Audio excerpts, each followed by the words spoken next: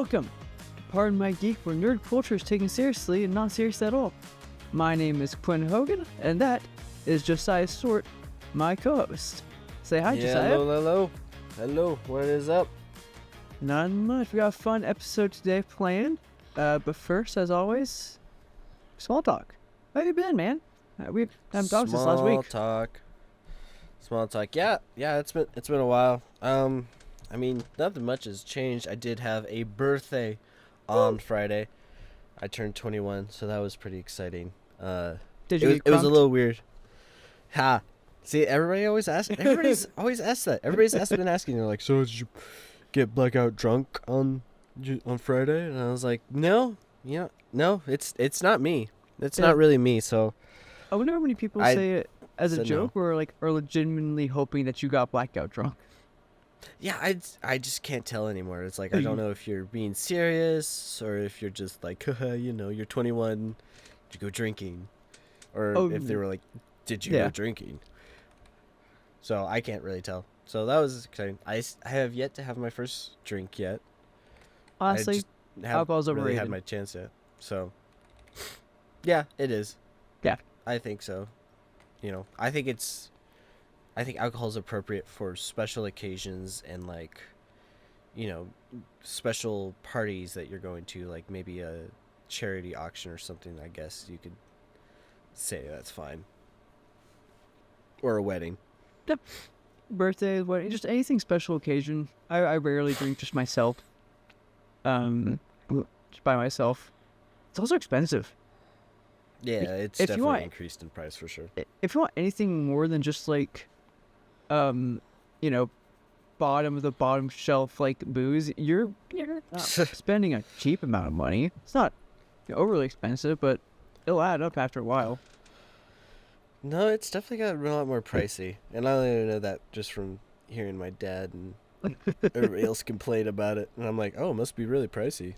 I have no idea because I don't drink. Because I don't go through the wine section at Subway, or not Subway. What's the one? Subway. What's the one in Bend? Safeway. I knew it was an S-way, so. Coming soon, Subway and Safeway are collaborating on a new sandwich. New sandwich called the Safe Way. Oh, with a wine section. With a wine pairing. Wow. Because that's what Safeway's known for. Their wine. Their wine. Sandwiches and wine. There's sandwiches and wine. So, nope, yeah, that Subway happened last Friday. Got a haircut. It's about... Nice. Keeping it short. You can tell, yeah. It was getting kind of long, and it was getting crazy. I did like having a little bit longer hair on top, but I know my hair is going to grow, and it's going to be the same length in 2 weeks, so I'm not that bad. Yeah. And I shaved, too. Shaved just for my birthday. I was like, I got to look nice. Yeah, you got to look presentable. Yeah, so I did that. That's about it right now. I'm in the middle of applying for a whole bunch of remote editing jobs, trying to get my name out there. I'm working on designing some business card that I can get printed out for really cheap and then just leave everywhere. Just one at the rock gym, slip some just randomly on a table or something. It's the chances of that working is very low, but if you do it enough, one point's going to hit. But there's a chance. It's better than doing nothing. And so I'm trying to get into that. I'm trying to get into the world. I did find some certificates or certification stuff for film. And so I'm also sending out emails to other schools trying to see if they honor my credits. Unlike GCU, so if I find they wouldn't honor all of my credits, which is 90 credits.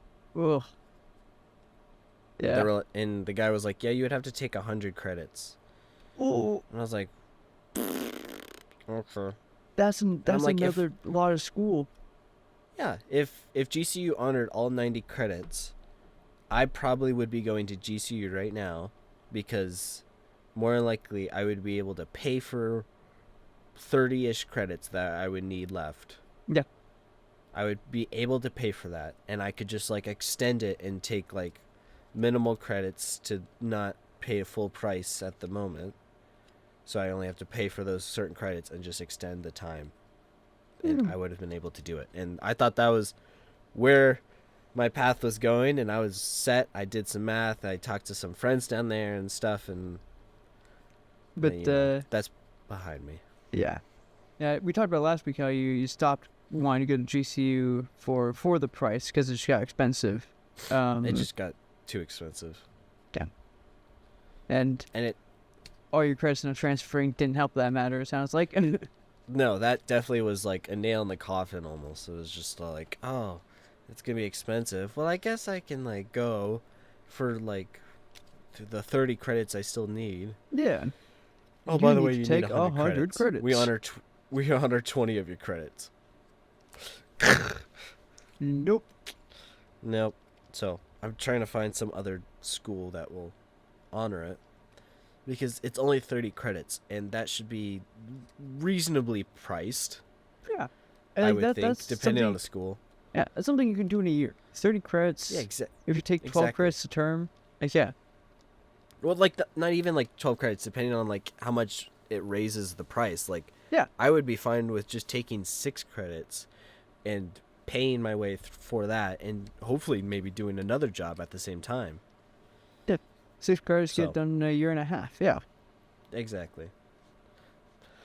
So I'm in the middle of that right now, trying to do everything, and honestly, I'm trying to just do stuff that further alongs my career. Like, I feel I'm like just stuck in the mud right now, just revving my tires, because I've got nowhere to go.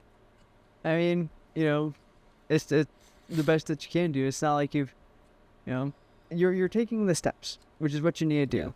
Yeah. And I'm not just sitting down on my couch playing video games like all day on my free days when I don't have work. Exactly. Like waiting for something to happen. Like I'm physically trying to get out there and put my name out there, but then there comes a point where I'm done just about everything I can in the day, and I'm just waiting, and so then I'm like sitting there playing video games, and then it sucked always times when I'm like, I did like a whole day's worth of like getting my name out there, sending emails, applying, and then it's like maybe 5 o'clock, and I'm like, oh, I think I could play some video games. And I'll sit down and play some video games, and in walks Dad. And I'm like, oh, crap. I promise I haven't been here all day. Like, I just get immediately like, I'm sorry. It's that like workaholic guilt of like, I should be doing something right now. Why am I not doing anything? It's a waste of time. Right. But it's not even that. It's more like just like, yeah, I did a whole day's worth of work, and I'm going to play video games. But like to Dad, all he sees is me sleeping. He comes home, me playing video games. Like, that's what he sees. It's like, no, it's like there's an entire day you're gone that you're doing like, something. I wasn't just sitting here. It was like, I got up, I drank some coffee, I did a workout, I went climbing, I came back, I did some emails, I did applying, I did trying to build my portfolio, I did trying to like edit a new video to make myself look better to send to someone. And it's like, and then I took a break, and then you came home. Don't hurt. Yeah. So. Don't give me the belt. Don't give me the belt. But yeah, that's enough about me and my little rant about my life right now. Hopefully it'll get better. Your current struggles. My current struggles. How about you? How about you, buddy? Stress. Midterms. Stress. Or not midterm. Finals. Had a final earlier this week on Monday that I know I bombed. I have a midterm of a final tomorrow, which I'm hopefully not going to bomb. And then I have 3 finals. Kind of saying midterms. 3 finals next week. So all that'll on the be same fun. day or spread out? Spread out. One's Monday, okay. one's Tuesday, and I'll do the third one online on Wednesday. Oh, good. Yeah, just get it done. Like bam, bam, bam. Yeah. So, I guess we'll hear all about that next week, huh? See how they go. Yeah. The first we midterm. Wish you luck. Need it. The first midterm I bombed was my chemistry lab midterm. And so we were trying to determine a mystery acid from a list using its melting point. So when it melts, and by titrations, so determining the strength of its acidity and using that to determine its molar mass or how heavy it is. So, yeah, I definitely messed up the titration part. Melting point's super easy. I put it in a thing, I stare at it, and then when it starts to melt, I write down the numbers. But then the titration part, I definitely didn't let my acid dissolve enough, and so my titrations were way off. You probably don't care. But I'm listening. This matters to me. Yeah, I was definitely off by either about 10 grams per mole or 40 grams per mole, because I was down between two acids. So, and I probably got it wrong thinking about it. So let's see. Fortunately, with that class, I've done well enough throughout the term that I can take the hit to my final and still pass. So. Oh wow. Yeah. There you go. It's the things, the reason why you do good throughout the entire class and not just phone in until the final. Yeah. Yeah. Smart thinking. Well, yeah. We wish you luck. Hope you do good on this. This could be always exciting. But yeah, that's all I've got. Just finals and studying. Good. All right. Shall we get into it? It's time for some nerdy news. So, we have a couple headlines. We're going to save one of the bigger ones for the end. But we did get confirmed on Empire from talking to one of the producers that Spider-Noir is not a continuation from the Spider-Verse series. It's been confirmed to have Spider-Verse Easter eggs, but it is not a continuation from Spider-Verse. So, that is confirmed now. I'm glad about. I think it's, like I mentioned a couple weeks ago, that it's good to have a story that's separate from some larger universe. To let it be its own thing. So I'm happy with it. I'm happy to hear that. Yeah, I was excited for the when they announced for Spider-Verse Easter eggs, like that. I was really excited because I really want to see just some tie-in to the Spider-Verse. Like, I think that would be just so cool to do that, like they did in the Insomniac Spider-Man game. Oh yeah. With the portals, with the spider chips or the spider bugs. The spider bugs, you're finding different versions, and then if you find all of them, you get a special cutscene. So, I feel like that would be really fun, but I can also see why they don't want to do that, because they want it to be its own thing.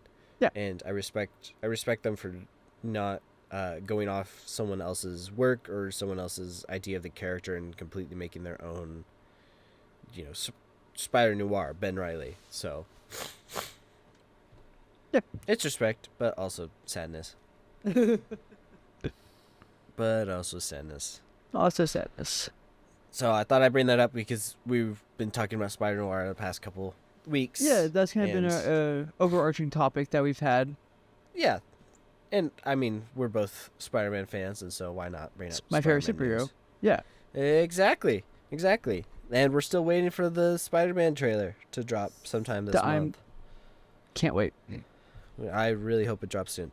In other news, one of my favorite shows on Amazon, Reacher, is been confirmed for a release in 2026 for season 4.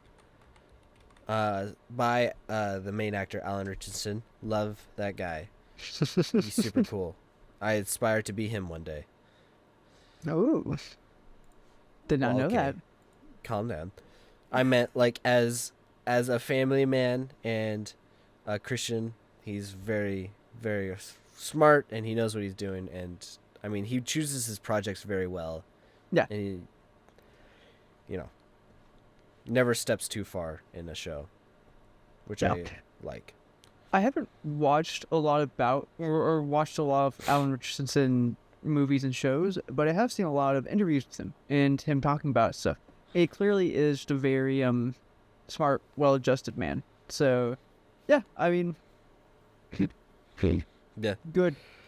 Well, going from Blue State Mountain, that's that show, to being like the main, like, giant, super brooding muscle guy, and in talks to play Batman in the new Yep. DC Yep. studios. Which I think would be fantastic casting.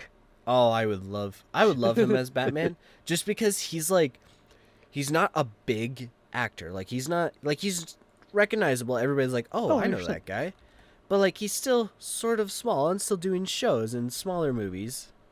So, I think that would be perfect for a Batman. Yeah. He's not Ben Affleck. No, Yeah? he's not. Yeah. Yeah, Ben Affleck did. The Affleck. Batfleck, or whatever they call him. The Batfleck or whatever. The Batfleck. And the- I liked him as Batman. He was a very good, like, older Batman. Oh, 100%. Yeah. I he would was take him as an older Batman, which I think is what they were going for in those movies. It's a little disappointing that his run as Batman was in the Snyderverse. Yep. Yeah. Yeah. I don't like the dark Snyderverse. I don't like the Snyderverse. I do. All right, moving on. In other news, one of our favorite shows on this podcast, Avatar: The Last Airbender, Yay! not the blue people, Nope. but the better movie, Avatar. The Legend of Aang: The Last Airbender, has officially wrapped post-production, and we should be expecting a trailer in the next coming months. I say months because when it's a streaming movie, they usually wait until it gets really close to build up buzz.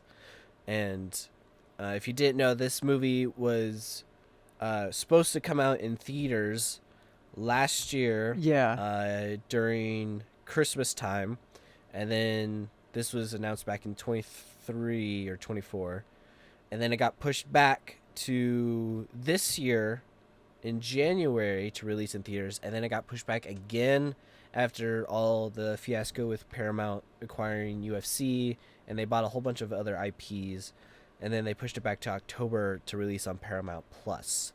And it's a travesty, honestly, in my opinion, that this movie isn't going to get a theatrical release. And right now there's a petition online that I saw to force Paramount to put it in theaters, and so I really recommend you searching up how to sign that or to get onto it or just build buzz, because this movie needs to be out in theaters. It looks awesome. I mean, it's the last confirmed project for our beloved team Aang. It's the last one, so we need to send them off with style. Yeah. The last time Avatar, the good Avatar, was in theaters was the 2008, 2010 movie, which was real bad. So it would be great to have this be in theaters and be like, this is what an actual good Avatar movie looks like. I know this is kind of something that people have been wanting for a while, especially myself, is like, well, what were the stories of the older, gang? What's the story of the Red Lotus? What's the story of how Sokka passed? What's up with Zuko? Like, there's all these questions, and so it's great to finally be able to get some answers in October. But yeah, after production hell, it's not in theaters, unfortunately. Still coming out. No, it's not. Still coming out. But it is still coming out, which is honestly just a win in general. But I still really think this needs to come out in theaters. And I really think that if this does excellent on Paramount Plus, that maybe because Avatar Studios is now a thing. Yes. Dedicated to making Avatar stuff. And we're just about getting into the years where they're finally on a roll producing and making stuff, because we're going to get The Legend of Aang later this year, along with season 2 of the live action on Netflix, which is also done by Avatar Studios. I want to see if they fixed the second season. The first season wasn't bad, but it definitely was First missing season wasn't something. First season wasn't terrible. It was watchable. It was what? Yeah. Compared to the movie, and I Definitely. enjoyed the first season live action. It was fun to see all those effects done with VFX, and it looked really good. Oh yeah. I mean, it needed to look good, or people would roast it over open fire like they did with the movie. Yeah. So season 2 comes out later this year. We don't know when. We just know it comes out later this year. And then we have the Aang movie. And then next year we have their new Avatar series. Yes. With the twins. That is confirmed for 27. Yep. And that one's going to be interesting to you can look at that. And it's going to be interesting to see how they do that, since it will be a post-apocalyptic, where the idea is that Avatar Korra from the Legend of Korra series, also a fantastic series, you should watch it. Something that she did caused the apocalypse to happen. It's you know what, Avatar Korra gets so much hate. This is only going to fuel the fans, unfortunately, but I'm excited to see where it goes. People hate the Korra series in Avatar Korra, and it's a shame. But yeah, that one I'm also excited for. Yeah, it has its troubles, but I mean both shows. Even the Last Airbender had some ifs, and Korra has some ifs, but I don't think any show has been perfect besides Breaking Bad. But yeah, I mean this cast is stacked. You got Dave Bautista as a villain. We don't know who. Ki Huang Kwan is casted. We don't know who he's playing. Get Stephen Yen. I forget how you pronounce his last name, but the voice of Invincible. And you have Taika Waititi. I don't know what he's doing, which is hilarious. What is Waititi doing here? I don't know. But you gotta give it to him. He has such a unique voice, and like he has to play a funny character. He can't play a serious character. He can't play like Zahir or someone. Like he has to be someone goofy. Yeah. Could be Boomy. So Boomy would probably be passed away at this point. No, at this point I think Boomy's gone. Yeah. Because this takes place when they're like I thought I saw 19. Oh, like it's not young adults. I thought this would be like when they're 25 to 30. No, I thought I said like in the height young of Republic adults. City. Okay. It's before in Korra we see a picture of them, their older selves. It's before that.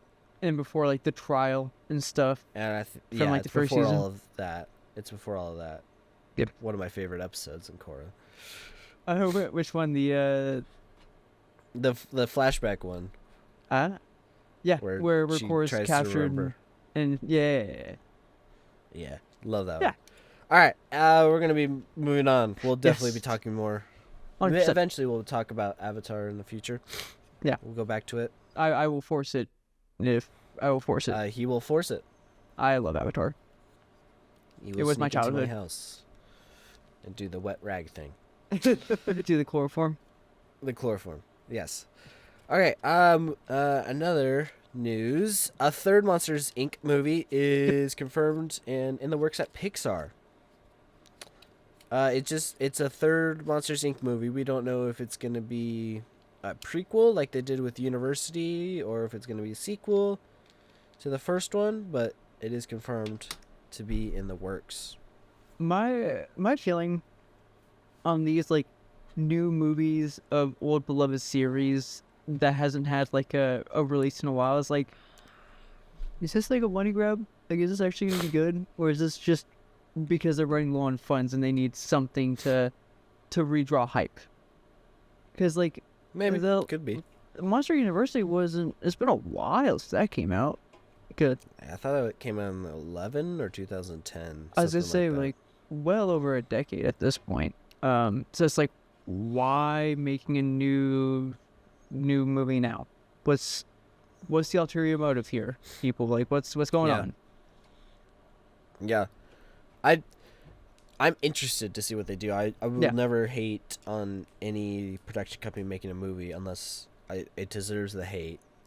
But Monsters Inc.'s always been about like show I guess I don't want to say real life, but like the work life, or like the school life, because that's what Monsters University was all about. Was about like the college years and like what university is like. And I've seen so many people say like honestly they kind of nailed it.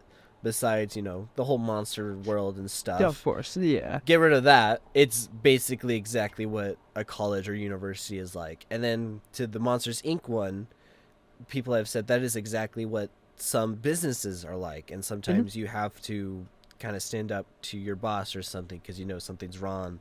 And getting rid of all the monster stuff and you just replace it with normal humans, it's just your average drama movie. It's just an office workplace. So I think that's what Monsters Inc. does perfectly. It kind of just informs the younger generation of what they're in for. And we're getting to the age where people grew up with Monsters University and now are in college, and people are saying, this seems familiar. Yeah. And I saw some reel of someone like filming walking on campus, and they were throwing a frisbee, and just like this 7-foot guy came in and like caught it, and it pans back to the girl and she's like, I've seen this somewhere else. And then like in like the background it plays that this opening scene where they throw the frisbee to these giants in Monsters University. And I was like, wow, what a turnaround at this point. So maybe it's time to show something else like that to the next generation. Maybe it'll be about retirement. Maybe. Yeah. Or maybe it's, you know, I have no idea what it's going to be about. Maybe it's going to be about like high school or something. Right. Well, it should be about like adolescence. Oh my gosh. Like 5 or 6. They already have Inside Out to do that. They don't need Monsters Inc. Yeah. It could be about parenting. It could be about I saw that as a rumor with Boo. With Boo. But Boo was taken back home, right? Yeah, but then they opened the door at the very end. Remember, Mike puts the door back together. Yeah. So maybe it's been a while since I watched it, but yeah, I do remember that. Yeah, me too. So maybe it's about that and how to like care for maybe a kid that's not even like the same species as yours. They could go the full like you know, adoptive parent kind of storyline and teach that lesson, because you know Pixar's are all about teaching lessons. Oh, 100%. Yeah. Also, we're getting into sequels. Because this weekend a lot of studios announced sequels and stuff. A sequel to The Wild Robot from DreamWorks is in the works. Thoughts, Quinn? First movie, never watched it, but I've heard. Whoa! Wait, you haven't watched that? No. Oh my gosh! I heard it's incredible. It is. Put me in Guam. It's beautiful. Okay. Yeah. Reference, my dad. if you get it. Yeah. I declare. My dad is a teacher, and he actually he's an English teacher, and him and his kids read The Wild Robot, the book. And then when the Wild Robot movie came out, he watched it with his kids. And so, yeah, he's like, it's incredible. And the reviews are all saying it's an incredibly beautiful movie. So I know I need to watch it. I'm just, notoriously not a movie person. And this is why we have started this podcast, to get into the movie world. Because Joe got sick of me saying I'd never watch something. Yep, I got sick of trying to explain every little detail when he wanted to know something. So I was like, You know what? We're just making a podcast out of this. Yeah. I will say a couple things about The Wild Robot. This is great news. This confirms that originals aren't dead. Yes, it is based off a book, but original animated movies aren't dead. And that was the big fear when Wild Robot came out, because people were saying, you need to go watch this because this is probably the greatest original animated movie DreamWorks has made since Shrek. And that was like crazy high praise, and people were going to go see it. And when it finally came out of theaters, I know a lot of people were worried that it didn't make enough, and that that just confirms that studios needed to go back to sequels. So the fact that they're making a sequel to that one is a good sign, because it means that they're going back to an IP, yes, that makes money, and we're like, okay, it's a sequel, but it still means that they're willing to build upon originals like that. And so this is really good. And a lot of people will say it's not. I think it is. I have a different opinion than you. That's fine. You can have a different opinion. You But can I be wrong. think a sequel to The Wild Robots is good. And it also means that it can do okay. It doesn't have to do amazing, because the first one already did amazing. Yeah. But I have a feeling it's going to be awesome anyways, if it's anything like the first one. Was the writer of the book in leagues with the director to make the first movie? Do we know? Ooh, I don't actually.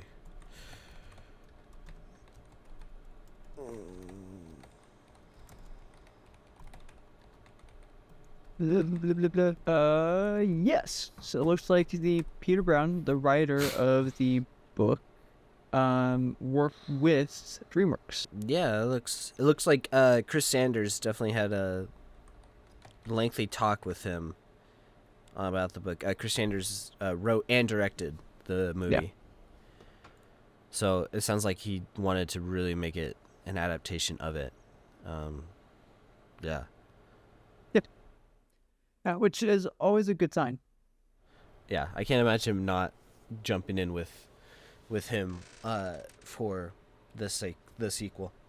Because that's the big thing about a sequel of a book adaptation, is when there is no sequel book, is like, is the original writer going to be involved? Like, are you going to keep it true to the world when It's there always is no the question. sequel? It's a question. Yeah. That you're always like, is it? Is it? Is Yeah. the lore of the world going to be the same, or are you going to try and add something like new because there is no source material to go off of? Like, what's the thing here? But yeah, I'd be surprised if the author didn't at least give some sort of ideas or stuff. ideas. Yeah. Well, I'm pretty sure he's credited as a producer in the movie. I'd have to fact check that. But moving on to more sequels. Except this one's a third movie. Incredibles 3 is confirmed for a 2028 release window. And all I can say is, let's go! My super family is back. You're excited for this? I am an Incredibles fan. One of my first Pixar movies besides Cars was Incredibles, and I loved that first movie to death. And when they finally came out with the second one, I loved it. It got a lot of hate for no reason. I thought it was great. The plot and the villains were dumb. I loved the villains. Maybe not the main villain, because that was strange. But that's the thing. Like, the main villain was dumb. Like, the main.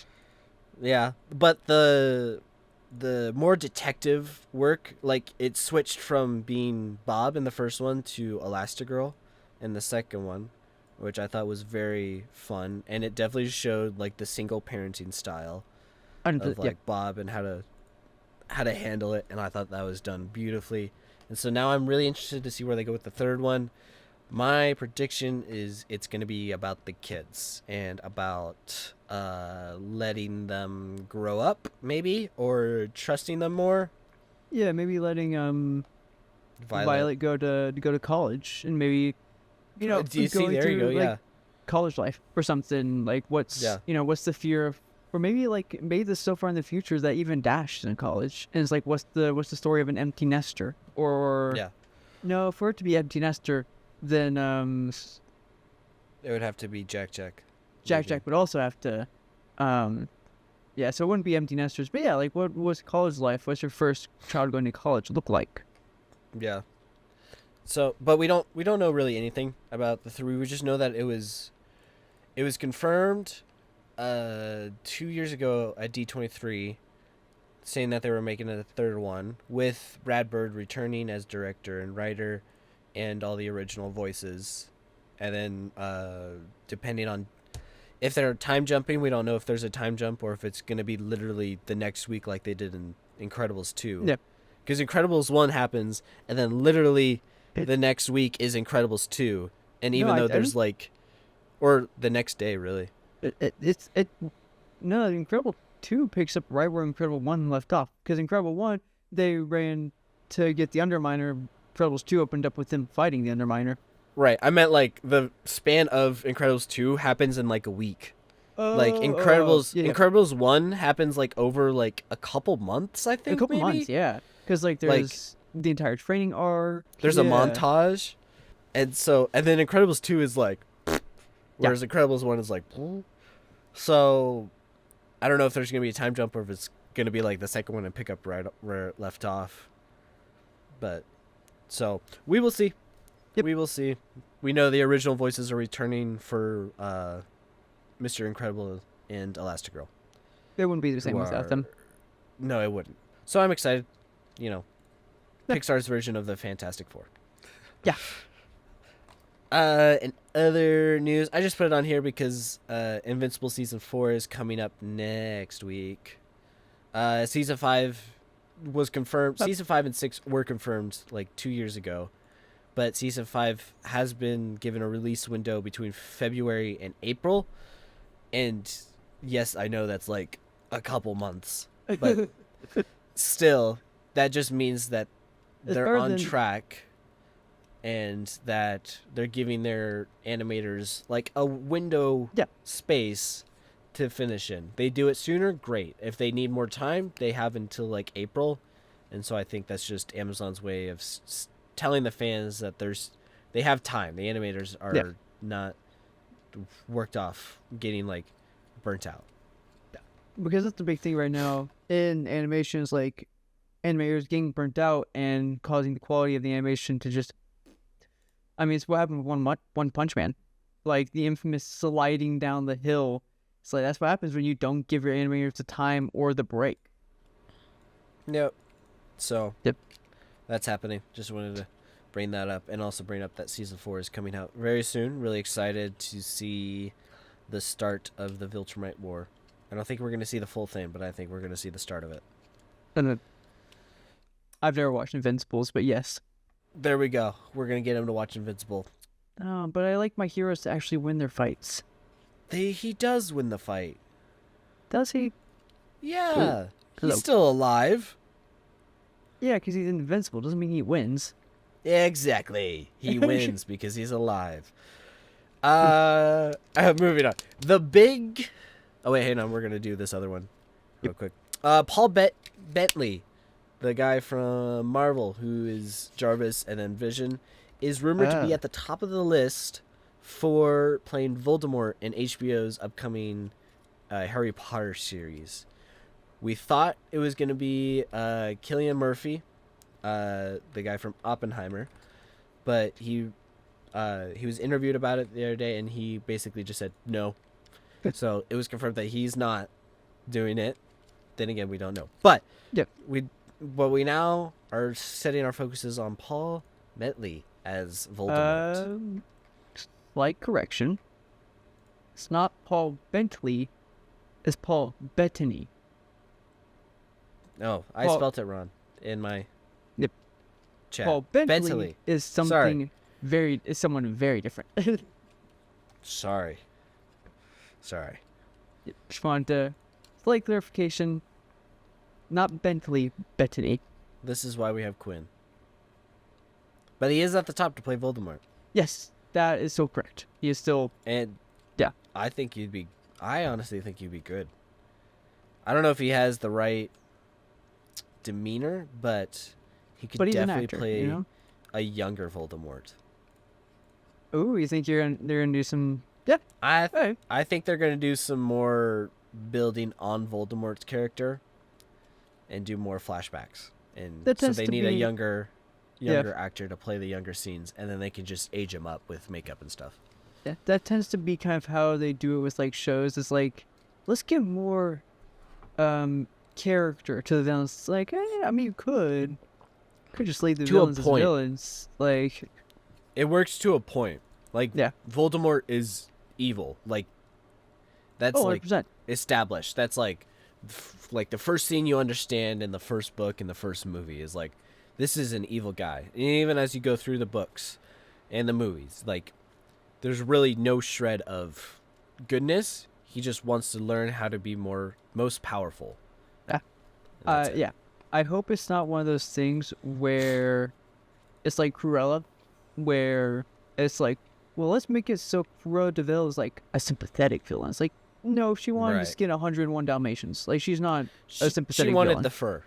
Yeah. Never forget that. She wanted the skin off those dogs. Yeah. So I hope they don't try and do something like that with Voldemort, where they're like, let's make Voldemort a sympathetic hero. It's like, no, keep him evil. If you do flashbacks, make it so that the flashbacks are him doing something bad. Compound on his evilness. Don't try and make him sympathetic. Yeah. Make it so that he is evil. Like, don't make us sad that he's evil. Make us go like, oh yeah, he's evil. Yeah. Show that he's evil. Don't tell us. Don't be like, Yes. ooh, he who shall not be named. Show us why we shouldn't be naming him. Show us. Yeah. I think Yeah. they didn't really do that in the first movie. No. They didn't like show us. They just kind of told us. And a lot of the fans already knew who they were talking about. And so that helped with the narrative of the movie. But okay. Also, J.K. Rowling is just not the best writer. No. No. No. She made a cool world, and that's about all she did. Okay. Big topic. Now the big ticket item for today is a little box office review from the weekend. If you didn't remember, we had Hoppers, another Pixar original, coming out on March 6th, and along with The Bride, the sister of Jake Gyllenhaal's directing debut. She pulled out all the stops, getting all her friends, Christian Bale, Jake Gyllenhaal, and the main actress. Jessie Buckley. Yes, thank you, Jessie Buckley. That came out on Friday with Hoppers, and it bombed. Unfortunately, that is so sad to see. Which is really unfortunate to see, but also hilarious to see. 57% tomato meter. It was a 56% on tomato meter compared to Hoppers, which got a 98% on Rotten Tomatoes, which is the highest a Pixar movie has gotten in opening weekend since Coco, which is nuts. Coco came out in like 2015 or 16 or something. 2017. 2017, thank you. Yes. Which is almost 10 years ago. That's 9 years ago. Oh, I hate that. It makes it kind of dates us. It makes me feel old. It's just weird because we're 21. Yep. Hoppers earns $46 million this opening weekend, just the weekend. So that's from Thursday night to Sunday. The Bride opens with $7 million. Oh, which is budget of 80. Crazy, because the budget of The Bride was around 80 million production. So probably 90 to 100 million with commercials, and you gotta promote it and stuff. And then the Hoppers budgeted at 150. So yes, it is more because I think it's an animated. And Animations tend to be a little bit more. You guys spend a little more on that because you got a lot more people working on it. But if this is anything, Hoppers earned like just about, what is that, a quarter of its earnings back. How much just in the opening weekend? 46 million this opening weekend. About a third. A third? I think so. Yeah. For Hoppers to be in the green, it needs to earn a total of maybe 170 million to be in the green and start making money. And if this is any indication, this is the first weekend, and I was just looking at seats for movies and stuff, and a lot of the seats are taken when the movie starts. It's been full at our theater the last couple days and this whole weekend. So I think it's going to do good. And Yeah. honestly, that just kind of makes me want to go watch it, see how good it is. Yeah, I haven't really heard much about hoppers. Like I haven't actually gotten much commercials and advertisements. Like I don't know what the flies or anything. Those are beaver. That's about it. It is a kid version of Avatar. That's literally what it is. Blue people or the good one? The blue people. Okay. But it's funny because in the trailer, she's like, she like says it. They're like, because they're explaining to her, they're like, we put our brain into this animal we created, this into this, and then she's like, guys, this is just Avatar, but for animals, and they're like, this is nothing like Avatar, and so they're acknowledging how similar it is, but also playing on it, and it looks cute. So I want to go watch it. Fair enough. I want to go watch it. That was it for the nerdy news. We're moving on to trailers. And first reactions. Yes. First one I put in here was the Lanterns trailer. Yes. So Where is the Green trailer? Where's the green? Premiered last week, or no, this week. Sorry, that was earlier this week. On Tuesday morning. So, Quinn, first thoughts, reactions? That suit looked yellow in the closet. What the fuck? What's that? It was rustic. But I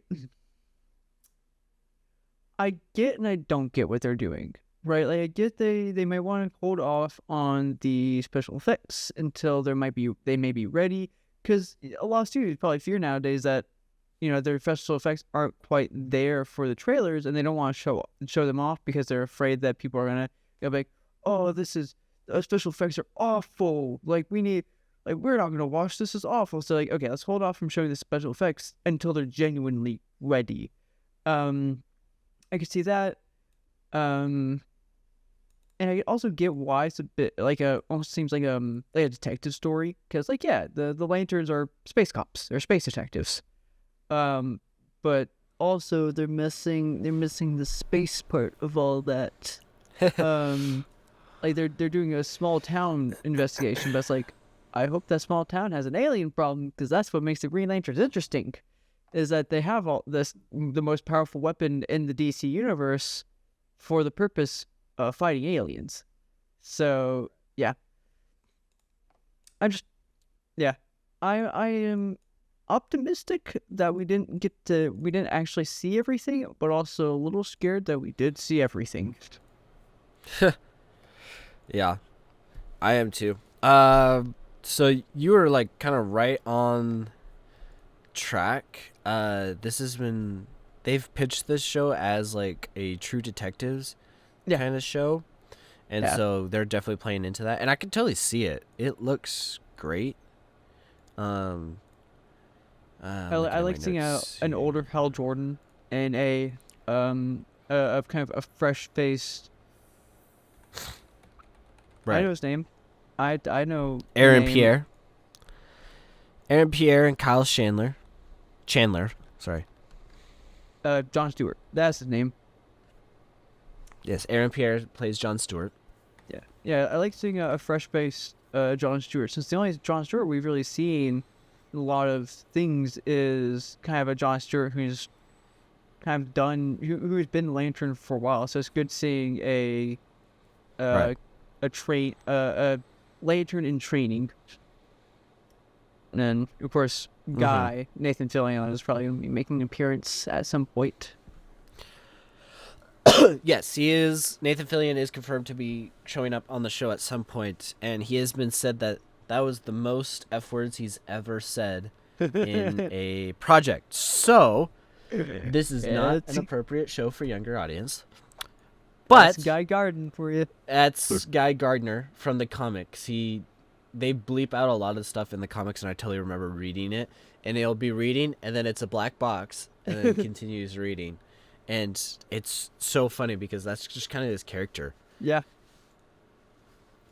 So I just want to go over some of the cast confirmed for it. Like we said, you got Kyle Chandler as Green Lantern, Hal Jordan. Aaron Pierre as Green Lantern John Stewart. You also saw Kelly MacDonald as the sheriff, who has also been said to be Hal's love interest. We don't know if it's a former or, gonna be during. We also have Jason Ritter as Billy Macon. So you didn't know. It's pretty much like a Yellowstone kind of world where it's like one family owns the ranch and then they have ranch mafia hands, and so there's gonna be that kind of thing. You also have, I'm looking for Ulrich Thompson as Sinestro. So a Sinestro is showing up at some point. It'd probably be the. Remember what I mentioned is like I hope there are aliens in my Alien Cop story. He might be the said alien in the Alien Cop story. Yeah, you are probably right. And then I'm looking for I can't find his name, but there is a scene in the trailer of a bald guy showing up at a bar. That guy has been rumored to play I can't remember. I haven't read any Green Lantern comics in a while, but the Red Lantern, Red Corps. Atrocitus. There it is. Nope, not the one I was thinking of. Never mind. Atrocitus. So that guy is it's rumored that he's playing Atrocitus. We haven't been confirmed that he is, but his character is described as an alien who lost everything to the Green Lantern Corps a long time ago and is looking to seek revenge, which is the comic story of Atrocitus back in the early days when the Green Lanterns, the Guardians of Oa, created a special, basically Green Lantern robot before the Lantern Corps that went around, keeping the peace and stuff. And then they went haywire, and then they destroyed a couple planets, including Atrocitus' planet. I forget the name of his planet. But what happens is that he, dismantles one, and he, gains the power from one of those machines. And then the Red Corps is, created, which uses rage instead of willpower. Yeah. He's the main villain in the comics to Green Lantern and stuff. He shows up. So I'm really interested to see how him and Sinestro both play in this movie. And James Gunn has confirmed that this show is connected to the other series and the movies. He's like, it may not look like it, but it is connected. Nathan Fillion coming in as Guy Gardner already kind of hinted at that, but I'm glad we get the confirmation. With how new the DCEU or the DCU currently is, I don't mind the crossover. In fact, I actually really like the crossover because I want to see this build up more. Just a little different viewing than the Spider-Man thing, but yeah, I can't wait for the DCU to grow more and to see more from James Gunn's universe. Yeah, I'm excited. I think James Gunn is doing something really different, and I think we honestly need that right now for the DC universe kind of stuff. All right, moving on. I just kind of put this in because it's coming up in April, and so I just wanted to remind everybody and remind you, season 5 of The Boys is coming out, and it may not be that big to some people, but it is big to a lot of people. So I put that trailer in just to watch, and because it's gonna be nuts. This is the final season. They gotta wrap up everything. They gotta show their gnarliest scenes. They gotta show their messed up superheroes. Good old Amazon. Yep. Say it with me. Never seen The Boys. So say it with me. Quinn will not watch it. Nope. I just wanted to put it in there to remind you that season 5 was coming out and that it's going to be pretty big to some people. Yeah. This is not a kids appropriate show. Do not watch it. This is not Absolutely superheroes. I just wanted to announce it because we are supposed to be an up-to-date podcast, and we don't have any biases, and we just want to update on just any show or movie that's coming out. Will we watch it? Maybe. Will we review it? Probably not. So that's that. The next one is a new movie. I just saw a trailer come out yesterday called In the Gray. A Guy Ritchie movie, and man, I love Guy Ritchie. He didn't even have to put out a trailer. All he could have posted was a picture of the 3 stars, Jake Gyllenhaal, Henry Cavill, and Eliza Gonzalez, standing next to them and just saying, "I have a new movie coming out," and I would have been like, "Where do I order tickets?" Because can I pre-order tickets? Can I pre-order these tickets? Because it's a Guy Ritchie movie, and I'm gonna go and I'm gonna have fun watching this. And I think that's what sometimes we need in movies, is just a fun movie, and Guy Ritchie does that. Awesome. I love his movies. It's kind of watching. That's kind of what I was seeing. Was like they haven't given much of a plot. Like I don't know anything about what this movie is about. I have no idea what this movie is about. So it seems like it's gonna be fun. Like just Jake Gyllenhaal and Henry Cavill and Isaac Gonzalez just kicking ass. It is gonna be fun. Yeah, I think it's supposed to be some like action spy kind of thriller, but it's supposed to be here we go. Here's my notes. I have the synopsis here. So, In the Gray follows a covert team of elite operatives who live in the global shadows as the comfortable wielding power and influences.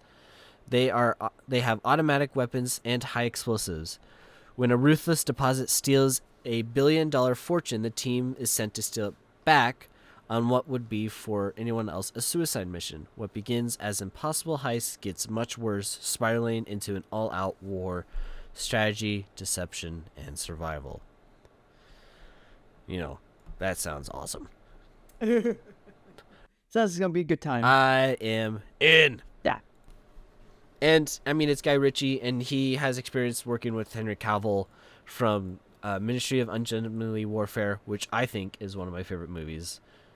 Never heard of that one. I love that movie. Didn't we go see that together? No, I would remember. Okay. Maybe I just went and saw it by myself. That sounds normal for me. Ministry of Ungentlemanly Warfare, who he also worked with Eliza Gonzalez on that one. And The Man from U.N.C.L.E. I love that movie. I don't know why that movie got a lot of hate. It's super cunning and smart, and the actors are great. And it's like, it's from the comics. Uncle is a comic kind of thing. And then they also just did Fountain of Youth with Jake Gyllenhaal and Eliza Gonzalez last year, which I thought was pretty fun. Like I said, Guy Ritchie makes entertaining movies and fun movies. Like, they don't need to be taken seriously. They're not particularly deep. They don't need to stand up to giant movies like Sinners and Oppenheimer or Marty Supreme. Like, those are in an other category. These are like the movies you go and watch with your boys and you like have a beer with or something. Yeah. So I'm excited. And In the Gray, I mean, you have 3 stars, and all you needed to tell me was Guy Ritchie and Eliza Gonzalez, and I was there. Yeah. It seems like Guy Ritchie has his crew that he works with. He has his crew. All of his movies, it's like there are 3 names that I've seen pop up more than any other: Isa, Jake Gyllenhaal, and Henry Cavill.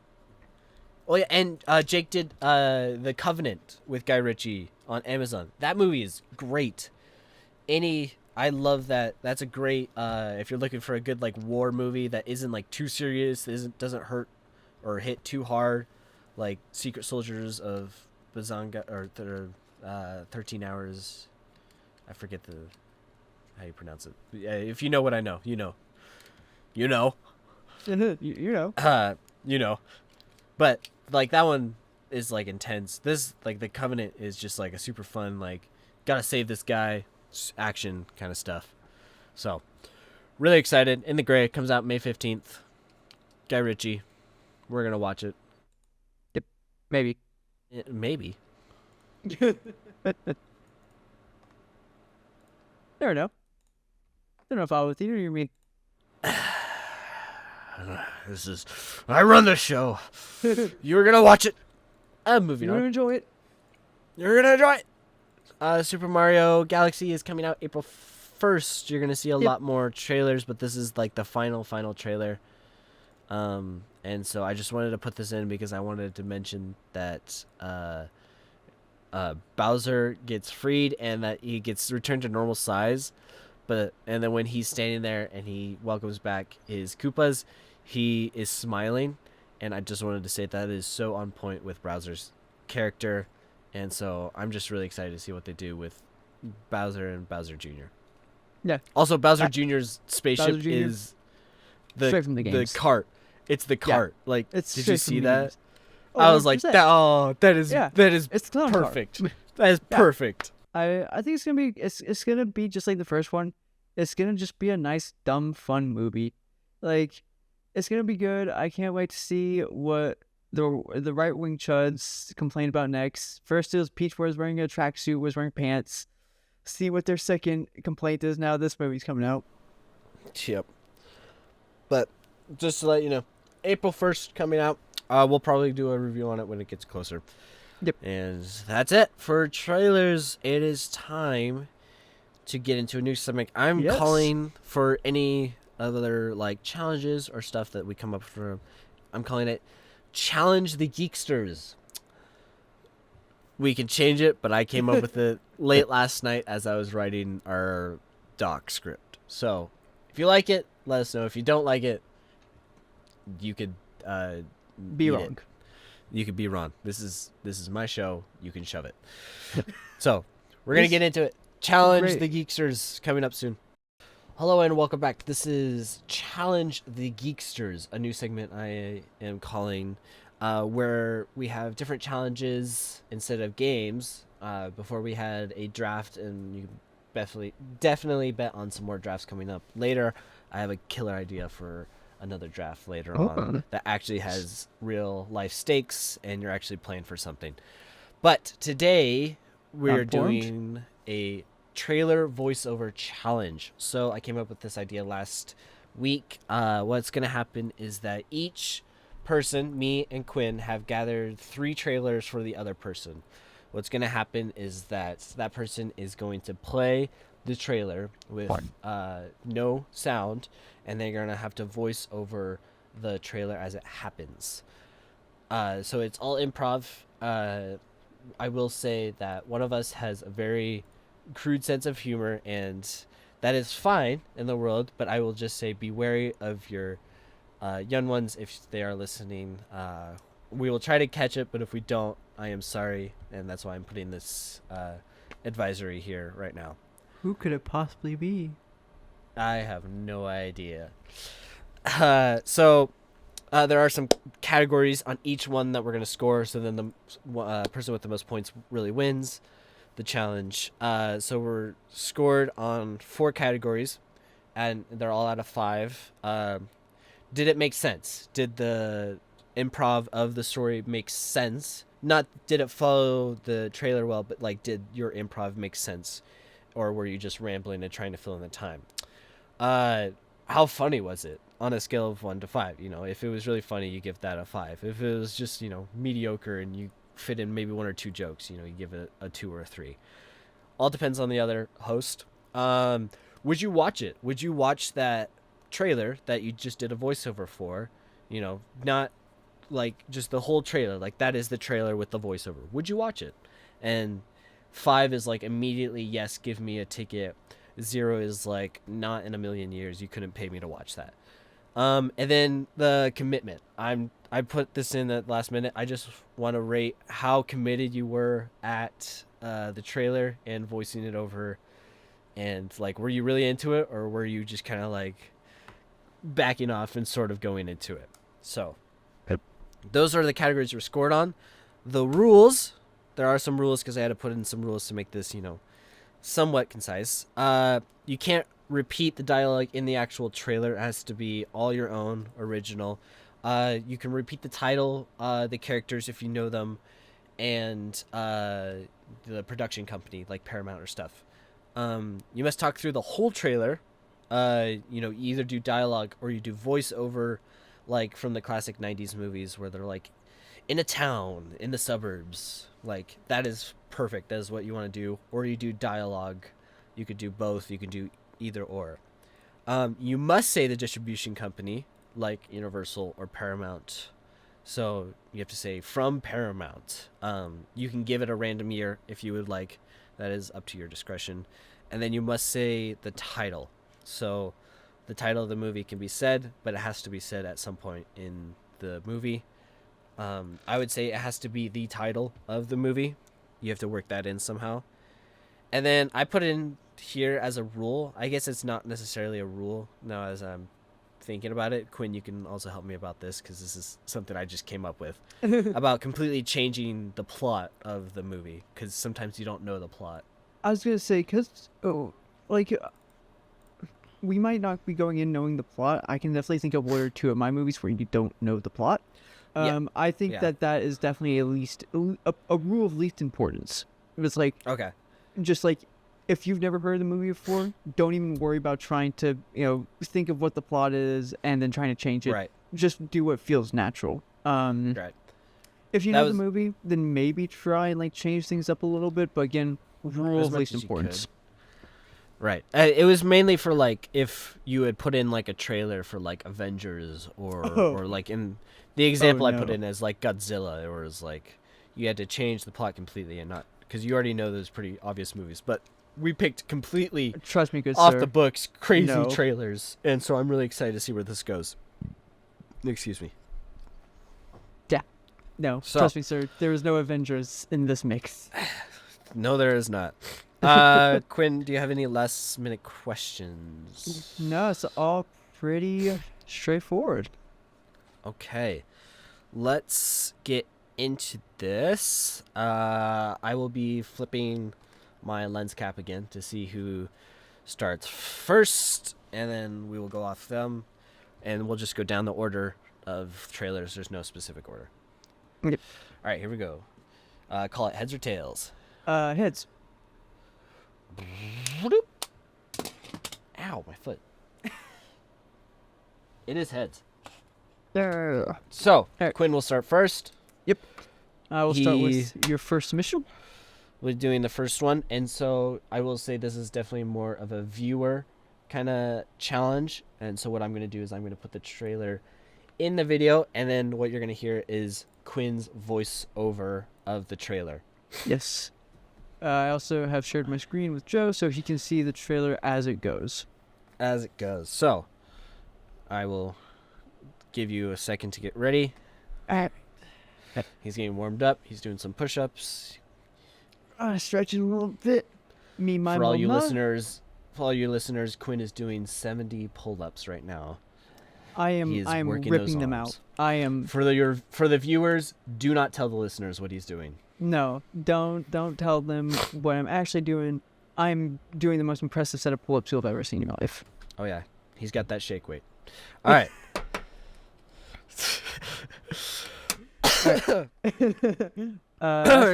That's the example of my humor that you're probably gonna be hearing. All right. The first movie trailer. Presents to you a movie about a woman who likes to be hot. Look at her getting out of that. Cool. What could she possibly be doing?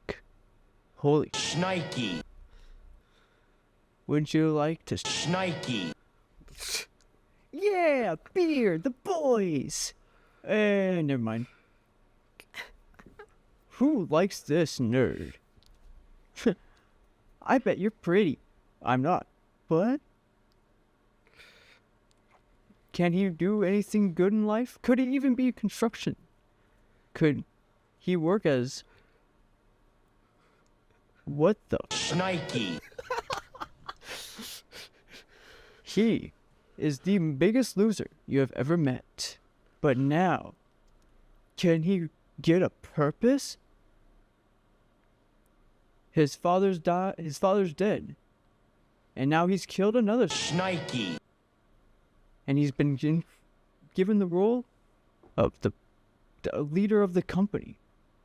Except now he's going to kill him by driving out to the desert.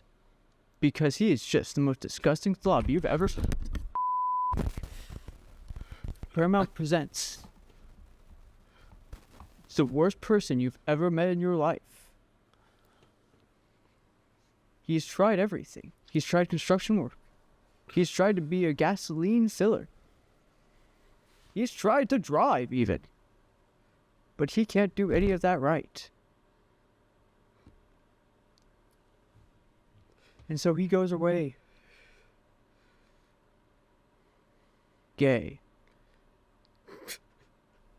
Will they die? Will they survive? We don't know. In Tommy Boy. I think I've seen this. Tommy Boy by Paramount Pictures.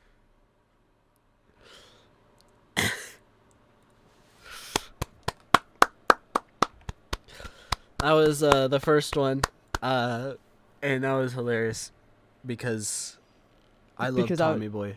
I have never seen the movie before, and I felt like that was awful. But hey, you know what? Maybe that makes it even more better that you've never seen that movie, and that movie has so many quotable lines. And the fan scene, he's saying, "Luke, I am your father." Got it. Okay. Yeah, I saw you go. I thought it'd be. What the heck? It is. It's hard. It's harder than. It's hard. Yeah, it's harder than I thought it'd be. We think. All right. Yeah. Okay. Let's see. I'm going to rate you on our 4 categories. Yeah. 4 categories mean makes sense. I'm going to give you a 3. That's generous. Because there was a bunch of parts where you just kind of were like, "What is happening?" You you had no idea what was going on, and you didn't try to follow it, which you did in some points. And you were like saying like you got it right about his dad dying, and now he's taking over the company and stuff, and so now he has a purpose. So that's why I'm giving you 3s, because you nailed really well about the plot point. So I'm just giving you a bonus in there. Was it funny? I'm going to give you a 4 because I know the movie, and the fact that you don't and we're like so confused at some of the scenes that I can quote to memory was just so funny to me. So that's definitely an opinionated score, but I will give you a score. When I watch it based off your voiceover, I'm giving you a 1 because I had no idea what that movie was about. Nope. Even you didn't, and so I don't know. Don't know how I was supposed to know. What I was watching, and so I'm just gonna say a 1 for watch. Commitment, I'm giving you a 2 because there's definitely some parts where you were like, beer. Oh, what's happening? I don't know. So, but you were definitely into it. That's why I'm giving you a 2, not a 1. I was trying my dangest, but that movie made no sense. You were trying. That's why I gave you a high, funny 4. So, appreciate it. Your total coming up to 8, 9, 10. 10. 10 for Tommy Boy. Tommy Boy. So that's like that's 10 out of 20. Yeah, 50%. Yeah. Not great. No, but could be better. Yeah. So now it's your turn to be in the hot seat. Now it is my turn. Wrong button. All right. Here we go. What was the director's name? Oh yeah, I forgot to say the director of my film. You did. I did? Which is why I lowered your commitment, was you forgot the director. Yeah. Said the producing company, did not say the director. You did. That was good. Brendan Steer. Brendan Steer. Okay. All right, here we go. Oh, that didn't play. There we go. Oh, my eyes. Oh, what has happened? I'm getting pulled out. No, honey, I got this. I'm going to fight. I got this. Watch this. I can punch them. I'm kicking them right in the no-nos. Oh, are you okay? Yeah, that was intense. They're here for my jewels. I must hide them. I need to drive out. Brendan Steer. directs Velocipaster. I am a pastor. What is your sin, my boy? I smoke a lot. Oh, yeah, no crap. But I have something else. What is it? I'm a Velocipaster. What? You're not telling me something. I don't know what you mean. What do you mean? I'm trying to smoke, and now you're shooting me? Oh, wait, no, I'm a animal. What do you mean you don't know? I mean, I like it when you turn into a Velociraptor. You what? Brendan Steer still directs the Velocipaster. I'm trying to chase you. What do you mean you're not going to commit to me? I'm a dinosaur, you idiot. Yeah, but that's fine. Yummy arm. Oh, too many pictures. I have a sword now. I am the chosen one. I am a pastor. I will eat the heads off any bad guy that kills me. Why is a Japanese warrior here? Okay, I am also really good. I kung fu fight, and I'm still driving to hide my jewels. And that is it. Oh no, there's still more. I'm gonna take you down because I'm the high priest. Yeah, well, I'm a Velocipaster, so eat it. The end. You actually got pretty close there, kind of near the middle end of like what the actual movie's about. Did I really? Yeah, so it's about this guy who gains the ability to turn into a velociraptor, and this lady of the night that he saved one evening was like, hey, you could kill a lot of bad people with this power. He's like, no, I'm a pasture. And she's like, would it be good if you did, though? He's like, yeah, you're right, it would be good. And so that's the movie, is that he kills bad people by turning into a raptor because he's the Velocipaster. Nailed it. So it makes sense. Because you actually didn't get kind of close to the actual main plot, I'm going to give you a 3. Because you actually got kind of close to the main plot and it made sense. There you go. Funny, because there were a couple moments where you were very much caught off guard, and I like. Yep, I was trying to stay into it, and then like the montage happened, and I was like, there's too many moving pictures. I have a sword. Yeah, I love that type of humor, so I'm gonna give you a 4. Yes. Would I watch it? Probably not. Well, it is a B movie. It is a B based movie. off of my voiceover. Based off of your voiceover. You know what? There's some intrigue in there. You know, what's his jewels that he's hiding? What's, why are there Japanese people all of a sudden? Yeah, 3. I had no idea where that was going with the Japanese warriors shooting bows. I was like, why are they here? So the story behind that is that he goes to China, or I think Japan. Well, he goes to an Asian country to learn how to become a Velocipaster. Interesting. Okay. Yeah. Gotta get his ministry's license. Yep, exactly. And the commitment, because there's figured a lot less moments than what I had of waffling and like confusion, I give you a 4. So that comes out to be 14. Yeah. 6, 10. Yeah, 14. Plus 8. 14. Starting off strong. There we go. Nice. Yeah, I think you have a better grasp on this challenge than I do, unfortunately. You just gotta roll with it. And like I said, it's not just like the voice over like they used to do. Like, be the dialogue. Like, improvise 100%. the dialogue and be the person. So. Yeah. All right. Okay, let's see. Quinn 1991. is up next for a movie called Hot Shots. Hot Shots. Give me a second. The Okay. director's Jim Abrahams. Yep. That's what I was looking for. I was like, I'm not gonna. Yeah. I'm going to get those points. Okay. 20th Century Fox. Military bases are cool and full of hot people. It's like Charlie Sheen. Ignore what he's done in the past with drugs. We're loading up our guns. We're gonna blow each other up, burning hot dogs because this is the military. Join the U.S. Navy. play football, go off the edge of the boat, and fly with your dog. 'Cause we're the U.S. Navy. And we're so hot with our solid hair and pretty girlfriends. Son, I got a job for you. What's the job, sir? Become the most gorgeous woman you've ever seen in your life.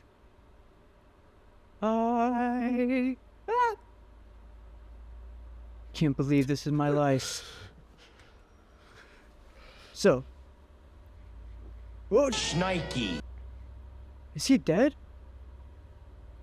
Highway to the danger zone. Hot Shots by Jim Abrahams. C.S. Castro gets destroyed by the U.S. Navy.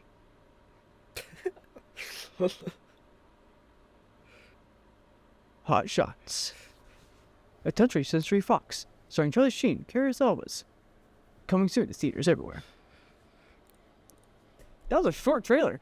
That was way shorter than it was short. Tommy It Boy. was a shorter trailer. That was pretty good. I will say your Tommy Boy one was a little bit better. Really? I feel like that one was better. It was so yeah, all right, let's go through Yeah, go the through, points. Go through the list. Let's go through the points. Makes sense? Absolutely. I'm giving you a 4. Because I could follow exactly what this movie was about, and your voiceover sounded good, concise, and I got a clear picture of what the movie was. So I'm going to give you a 4. For how funny, I'm going to give you a 2. Yeah, it wasn't very funny. It wasn't super funny. I did laugh a little bit at the end because that last joke was pretty good. So, but overall, like, it was very, like I said, it made sense, which is kind of takes away from the funny. You either go make sense or do funny. Yeah, I can't really. It's hard to do both. Figure out how to make jokes to that, because like, yeah. Because it's a joke movie. It's a joke. It's a joke movie, so the jokes are very visual. So it's like, unless I want to explain the jokes, there's no really way to up the funny of what was already happening on screen. Yeah. I had to throw you off somehow. Would I watch it? I'm going to give you a 4 because I actually would watch this. This sounds really interesting, and I'm interested what this movie was about based on your voiceover, which is why I gave you a 3, because it made sense, and it made me interested and want to watch it. Nice. So I'm giving it a 4. And then commitment, I'm going to give you a 2 as well, because there was definitely some dead space where you were trying to figure out what to say, and like you said, it's hard to do a comedy parody movie, making it funny and follow along with it when you don't know kind of what they're saying. Yeah, like what's the joke that's coming ahead? Like, what's the visual comedy? Because she just fell off the piano. I was like, oh, okay, she's gone now. Cool. Well, like, and then you could say like something like that. Like next time or like pretend the singing. And then you pretend you're like, what? Well, she's gone now. We will never remember her. Yeah, I tried to do that, but yeah. And then you'd be like, oh, man, I'm skipping rocks. Oh, I just hit that canoer. Oh, well, he's fine. Or like when she's flipping on the horse and you're like, man, that horse, what a lucky. Or something like that. No, that's fair. There's that space I could definitely fill it with the right jokes. Yeah. You're got to commit and stuff and just see what pops out of your head. But that score does bring you, what is it, 8, 9, 12. 10, 11? 11? Is that 11 or 12? I thought 12. It was 12. 4, 4, 2, 2. Yeah, my math is right. I'm smart. So that does bring you up to a 12 out of 20, which is better than your last one. So there you go. This next film that I have for you is unfortunate for you. You're gonna have your work cut out for you, is what I should say. Oh Lord. Shoot. So good luck. You had the same thought as I did. Gotta limit him somehow. Yeah, you're gonna be good luck. This is Good luck. Good luck. Okay, here we go. In a world where skies are blue and houses are small and not above 2 stories, where they're stuck at 1 story and we fade to black, where there's a nice beach and a nice river going into the beach, like all beaches, but with a pretty sunset. Look at that sunset. Isn't Lord's creation great? And with a marina with all a bunch of sailboats and a nice little town. This looks like Medford or Prineville for some sorts, with a nice wind, and we're taking off with a drone. These drones are very popular. Some say that they're birds, but I don't believe that. With a petting zoo where horses go, or maybe they drive them instead of cars like weird people. At a very Irish bar where we have cars parked outside. More landscape photos panning back and forth. This is something my 4-year-old can do with his phone. I don't have a 4-year-old, but I just want to say that because of how dumb these pan shots are. Also, this shot is tilted as we're staring at these pumpkins. The birds are not graphicked and well. Oh my gosh, the birds are bombing us. What are these PNGs moving in Photoshop? What is happening? They're dropping bombs. I knew it. They're all fake. The conspiracy's weird. Real. These birds are not moving. What the heck is wrong with these birds? They're drones. Obviously. No, you idiot. They're kamikazing. What the heck is that? What? They're flying towards us. This movie is literally a stop motion picture of birds. We are watching The Birdemic by James Newen Pictures, a movie head production. If you want to watch terrible PNG birds destroy a town, this is the movie for you. Coming soon. What the heck was that? What the heck is that movie? I saw the ending while going through the channel. Like, that's a really boring trailer. And I saw the ending of the PNG birds. Like, yes, I have to have Joe watch this. What the heck was that? Editing and filmmaking as a profession. I needed you to see that. That was probably by far the worst B movie trailer. That's like an F movie. That is an F movie. Those were like green screen explosions on that town. That is something you make for your high school film class. No, elementary school. That's elementary school level. Yeah, not even high school. I made something better in 6th grade. I could make that, and I'm not that good at editing softwares. Like, oh my gosh! And then, like when the birds popped up, I was like, "And there's what the heck is happening?" I saw the confusion and dread on your face when the final bit came up. Oh, that was so scoring. Dumb. It makes it. Again, I feel really bad. You're gonna get awful scores. It's not your fault. Trailer's fault. I'm blaming the trailer. Right? Did it make sense? No, I have no idea what that movie's about. So 1, there's birds. It's a cinematic town. What's it about? Funny. I'm giving a 5. God, I was crying while you were doing it. I was dying while you were doing it. Would I watch it? No. 1, that is nope. It's a dumb movie. If the trailer's anything like the movies, it's just gonna be a seeing shot and then the birds at the end. And then commitment. And the voiceovers was just me saying pan shot to the right. Shot. Look at this trees. But then on commitment, you committed. That's a 5. Woo! Let's go. I went full in. That's a 12 out of 20. You committed so hard. You committed so hard. Oh, that was too good. I loved it. I loved that so much. All right. I hope you appreciated my gift for you. Yeah, that was. You know what? It was a challenge, and honestly, I could have done better, and that's the reason for this. Is like I could have made a full-on different story in the intro, and that probably would have boosted my scores a little bit. And if I was just like, instead of explaining what I was watching, like made a whole different kind of like story. I imagine you figured it was gonna like cut at some point to like actually something interesting. I thought it was, but it just kept going, and I was like, I guess we'll keep going. Towns, churches, like yeah, Irish pub. Yeah. All right. So with that, Good. I am your winner. Barely. Joe won by 4 points. But it was close. That's like 4 points, and honestly, it was anybody's game at that point. And this was our first time ever doing this. So Yeah, I definitely want to do it again, but with like more joke trailers involved. I think we can definitely do this again. Now, having done it, we know exactly what we need to be looking for now. The kind of movies that work well. Maybe we'll find some other like hard ones, or maybe we'll do like really known movies, and then we'll throw in the you have to change the plot rule. Yeah. Yep. That like add a new criteria. Did you change the plot? Yeah. So we could do a special edition for that. Yeah. So, but thank you for joining us for Challenge the Geeksters on our first voiceover trailer challenge. Yeah.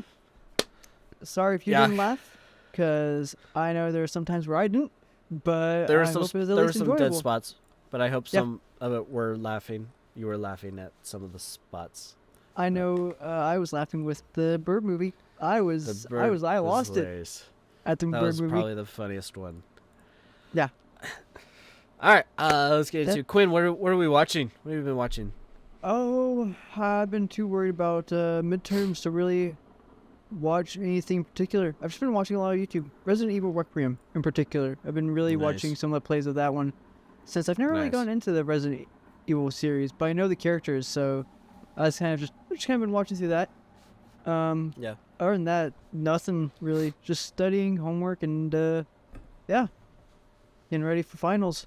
How about yourself, Joe? Yes, we wish you luck, and we know that sometimes you can't always be watching stuff when you gotta study, or you're watching really like random stuff on YouTube while you're studying. Exactly. Stuff. Yeah. I was an avid Resident Evil watcher. I kind of got into it a couple years ago, then it dropped off, and now I'm back on it again. So I'm rewatching everything and getting to know the story and all the lore and stuff. I started my rewatch of Daredevil the other day last week. So I've been watching that because I've seen it, and so I can play it and watch it and then do other stuff, but then still come back to it and still be entertained. But I can also go do other things, or like maybe I need to move stuff or do things, and I'll just listen to, and I know exactly what's happening. Yeah. So I've been doing that, rewatching. Love that show. My gosh, Daredevil Charlie Cox is such an amazing show. Charlie Cox is such an incredible actor. D'Onofrio, incredible actor. Like that show is the talent behind that show is incredible. Yeah, really, really good production on that show. So, yeah, well done over there. And then that's about it. And then kind of same with you, watching some YouTube and stuff as I do other things, and then playing some video games. Played any video games lately? Any new ones? Not really. I've just kind of been playing the same old games that I've been playing for a while now. Monster Hunter, Overwatch, and V-Rising. There you go. If you were ever interested in what games Quinn plays, those are the games that he plays. Yep. Yeah. For some reason, I got into Need for Speed Unbound because it was a free game for my PlayStation Plus thing, and so I downloaded it. And for some reason, I love a good car game. And Forza is my favorite game of all time. I will stand on that. Forza Horizon is my favorite series. And it's just nostalgia for me, so I'll die on that hill. But Need for Speed is really good. Just I like the story. The story is pretty decent, and I'm driving the car for the story, and so it's a little different than Forza, and so I think that's why I like it. But it is stupid hard. I don't know if it's the game, that's what I've heard. Yeah, or if it's me. Like, I've brought that difficulty down to like beginner after a couple races last night because I could not win, and I kept getting just pushed into the wall and dying, and so I was I'm bringing it down to beginner. I have yet to win a race first. I'm on beginner mode. I can't beat the first place guy. I tried 7 times last night. I just about threw my controller at the TV. I was getting mad. I've heard that Unbound in particular is really punishing. It is stupid hard. Yeah. I love Unbound. I think what they did like the anime style, that's actually really cool, and it's unique, and so I think that's where they shine. It's a little distracting at some points, but you can always turn it off. Yeah. But I think it's a cool effect. The characters being like the 2D anime style is the only thing that I hate about it, because honestly, it just looks like poor. Like they were trying to save time and money, and so they were like, well, we're gonna do this. This is easy, and so it just, to me, it just screams poor performance, and they had no idea what they were doing. I mean, probably not a wrong thought. No, probably not. But that's all. That's all I've been doing. Very, very similar. Working on school and applications, and also playing games. Yep. Yep. Just been the same for the last couple of weeks. I'm hoping to have it change at some point. All right. Let's move into what we're doing next week. So what we're doing next week, we are doing another movie review. But this time we're capitalizing on the Sherlock name right now because of the new series on Amazon, which hopefully we'll be reviewing in a couple weeks. But to get us ready for that, we're going to be reviewing Sherlock Holmes 2009, directed by Guy Ritchie, with RDJ and Jude Law and Rachel McAdams in it. It's a great movie.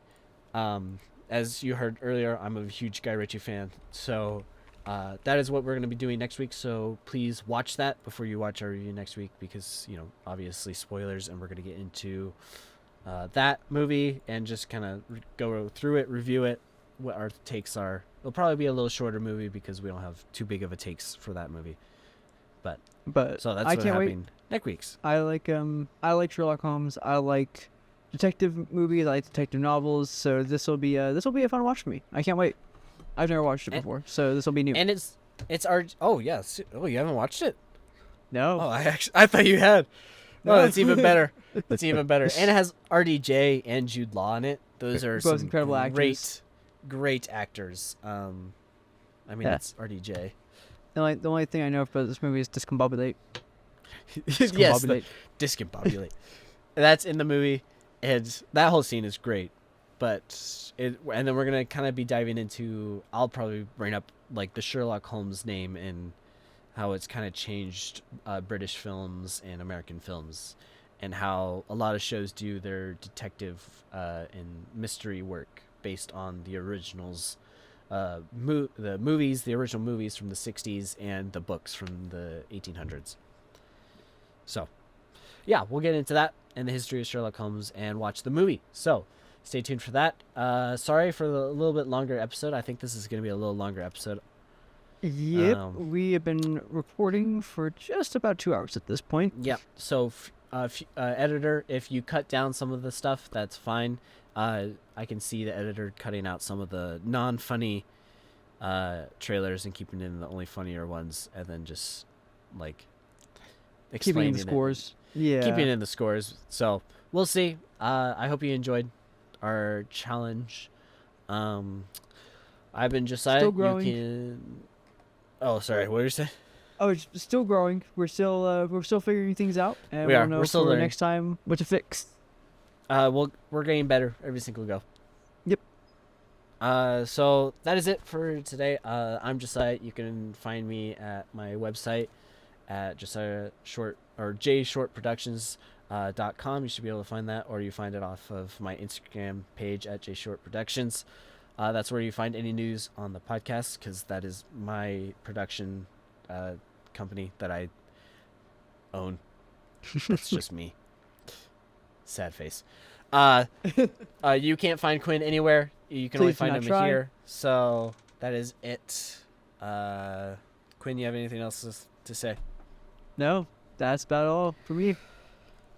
All right, and that is it. That was part of my Geek podcast. We regret nothing, and we'll see you next time. See ya.